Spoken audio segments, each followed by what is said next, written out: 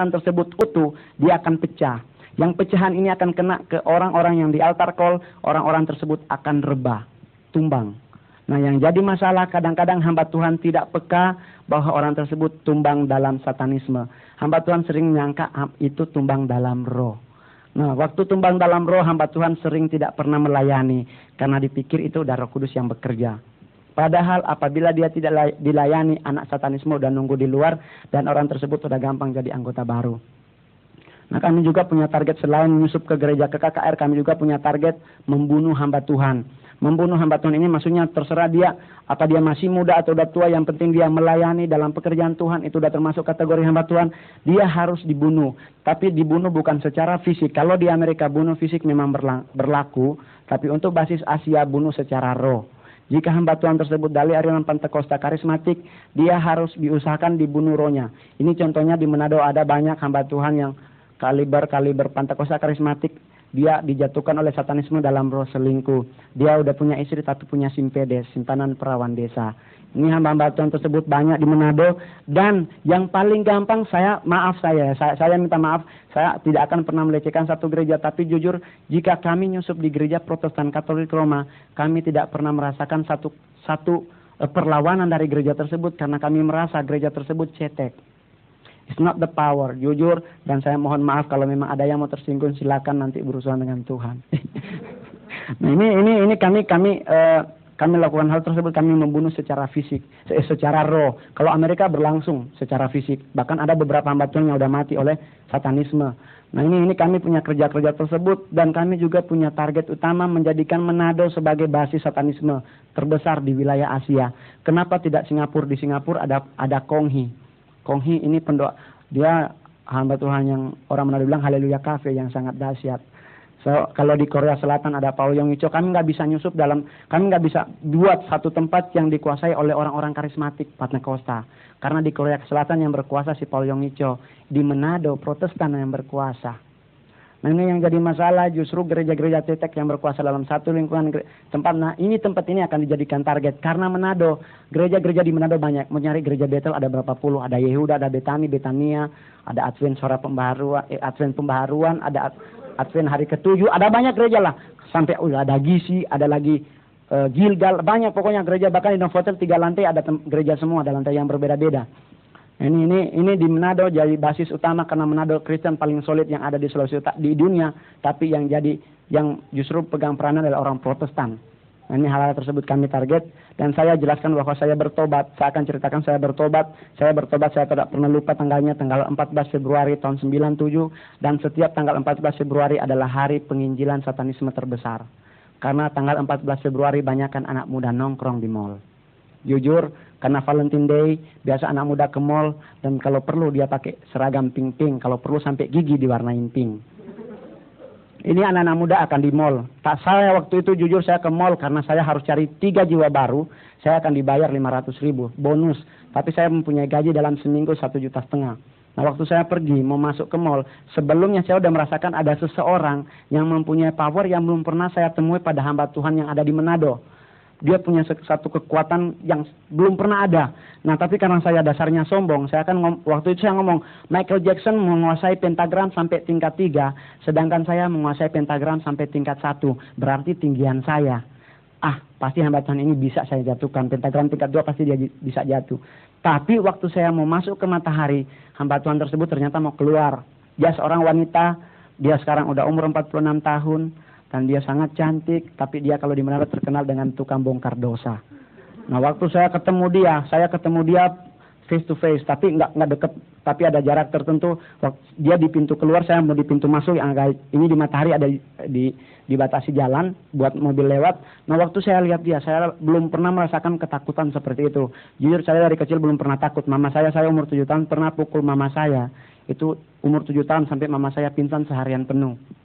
Ini kenakalan saya dari kecil, bahkan nenek saya harap maklum orang Tionghoa kalau yang keluar dari bangsawan kan telapak kakinya kan kecil, karena dari kecil udah dipakein sepatu besi. Nama nenek saya tuh kakinya kecil, ininya nah ini saya bisa pukul nenek saya kalau nggak dikasih duit.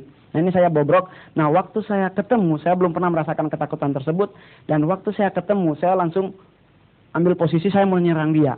Waktu saya serang, saya mulai baca mantra dari yang cetek-cetek sampai pentagram tingkat 3. Hamba Tuhan tersebut tidak pernah kalah-kalah. Bahkan sampai pentagram tingkat 2 pun hamba Tuhan tetap berdiri, nggak takut.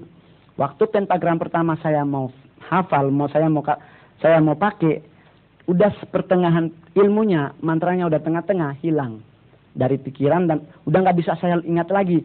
Saya berulang kali, saya usahakan diulang lagi, saya mau ingat-ingat apa, tapi tetap tidak bisa.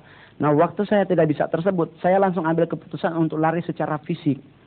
Waktu saya mau lari secara fisik, ini istilahnya saya mau lari memang dengan kekuatan sendiri. Posisi saya kaki kiri di depan. Waktu itu saya nggak pernah lupa kaki kiri di depan. Waktu kaki kiri di depan, waktu saya mau siap-siap lari, saya belok bisa. Saya bisa lihat samping, muka, depan, belakang bisa. Tapi yang jadi masalah kaki nggak bisa. Sepertinya ada satu kekuatan yang sangat luar biasa yang menahannya. Bahkan saya bantu pakai tangan pun kaki nggak bisa diangkat.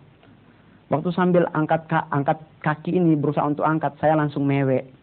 Saya langsung nangis dan hamba Tuhan tersebut ngomong bahwa itu anak udah mewek. Jujur saya orang Manado nggak ngerti apa arti kata mewek. Saya Desember tanggal 7 tahun 2000 barusan saya ke Jakarta, saya nanya di Tanjung Priok, tante apaan tuh mewek? Ternyata mewek nangis. Nah, saya nggak tahu apa arti kata mewek. Saya mewek waktu itu, dan waktu mewek saya langsung rebah. Saya rebah sekitar jam 3 sampai setengah 4, kira-kira di seputaran jam tersebut. Saya sadarnya udah di dalam kamar. Hamba Tuhan tersebut lagi praise and worship, dan waktu dia praise and worship, yang saya pertama lakukan adalah pegang kepala. Karena kebetulan lantai matahari, lantai dasarnya itu kalau secara tukang, dia perbandingan 1:1. 1 sak semen, 1 sak pasir, berarti keras. Nah, waktu saya sadar, saya pertama pegang kepala. Jangan sampai mungkin bocor atau bengkak, sebesar bakpao atau gimana. Ternyata tidak. Waktu saya dengar praise and worship-nya, saya langsung ketakutan dan saya langsung merasakan ada kayaknya ada duri yang menusuk-nusuk dalam tubuh saya, dan saya langsung ambil sikap semedi, dan saya berusaha baca mantra tetap tidak bisa. Saya langsung lari, dan puji Tuhan setiap kali saya bersaksi, saya selalu lihat pintunya seperti depan, pakai kaca yang nggak ada penghalangnya.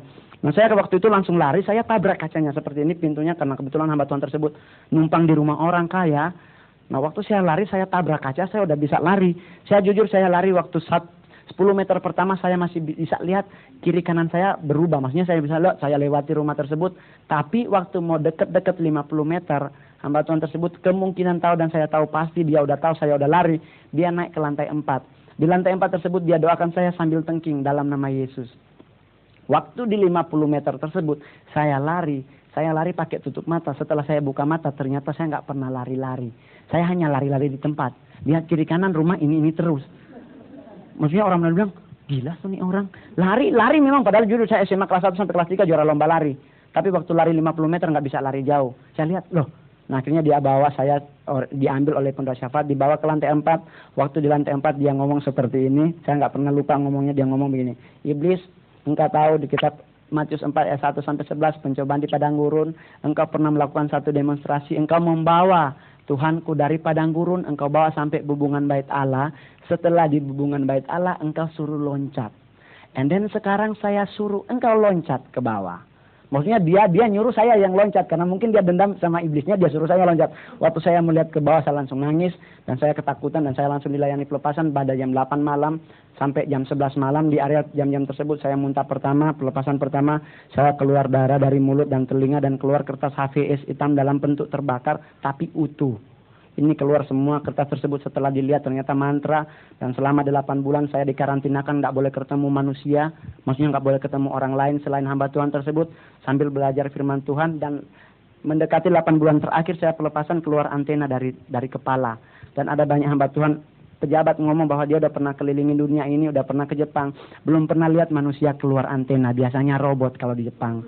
Tapi ini kok manusia ini, antena ini memang keluar, dan ini namanya transmitter. Transmitter itu adalah penerima berita dari satanisme, dimanapun kita berada kita bisa tahu ada apa. Ini transmitter tersebut hilang, dan waktu 8 bulan dia langsung serahkan saya ke Yayasan Hosana, dan dia pesan saya untuk melayani, untuk masuk gereja yang ada apinya. Nah, saya langsung masuk Pantekosta, awal-awalnya gereja Pantekosta, karena saya sekalipun belum itu. Nah, waktu saya pertama kali masuk GISI, saya ingat sekali hamba Tuhan yang waktu itu Pak Daniel Hanafi.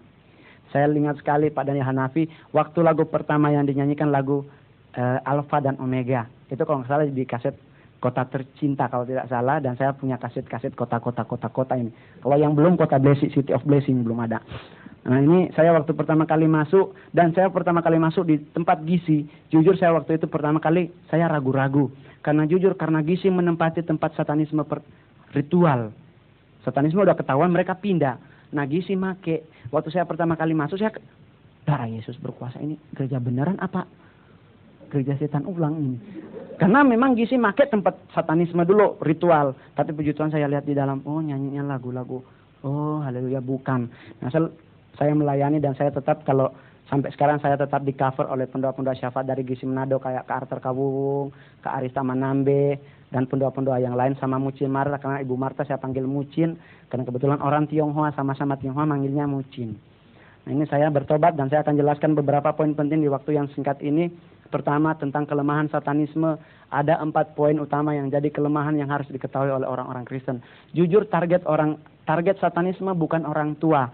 Yang para orang tua bersyukur nggak jadi target. Yang jadi target utama adalah anak-anak muda, karena Lucifer tahu di akhir zaman yang akan bangkit bukan orang tua. Justru yang bangkit teruna-teruna muda. Nah dia tidak ingin anak-anak muda tersebut melayani Tuhan, dia ingin bawa ke jalannya dia. Nah ini saya 4 kelemahan tersebut saya akan jelaskan dengan ya sesingkat-singkatnya. Yang paling pertama ditakuti satanisme adalah praise and worship.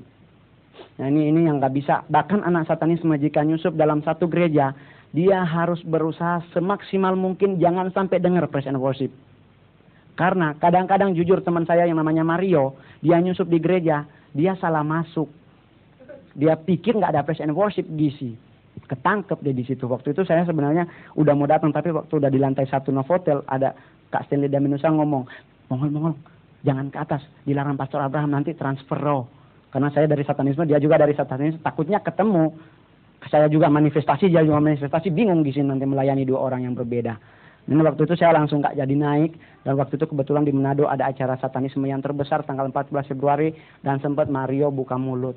Nah waktu itu langsung ada doa semalam di Gisi, karena doa semalam tersebut Gisi langsung nyerang. Nah ini biasanya pendoa syafaat yang tahu.